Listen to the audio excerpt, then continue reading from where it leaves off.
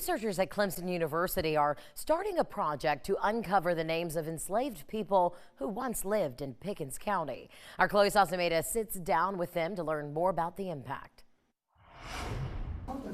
Hundreds of books of property deeds are housed at the Pickens County offices, dating back centuries. They list sales of homes, farms, livestock, and the names of enslaved people who once lived in the county. It's alarming when you first start to see names of people alongside deeds that are mainly meant to transfer property.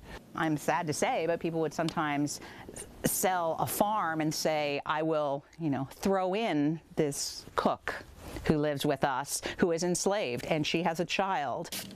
This is from 1831 to 1834. Clemson University researchers are combing through each property deed to identify each enslaved person who's listed as property. We said we need to bring these stories out for the descendants, for the community. The process will not be easy. Each record is handwritten and is 200 to 300 years old. Researchers believe they could find hundreds of names among the pages. We're going to have teams of student workers and faculty workers and staff workers to look through these to tag which ones have families in them or have individuals listed in them and try to see them and to mark them. Who are they? Do they have an age? Do they have a profession? The team will also digitally preserve these centuries-old documents. They plan to take photos of the pages and then create an online database with all the names they uncover. Our goal is to build a database for people to find out more about maybe their ancestors or to other people that they're researching in the 19th century, but do it in a way that's much more accessible. It's a tedious process, but one the team hopes will shine a light on people whose names have been lost in history.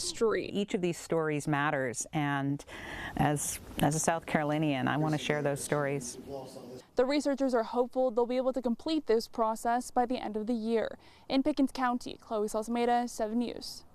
And once the researchers complete their work in Pickens County, they hope to create databases for the other South Carolina counties.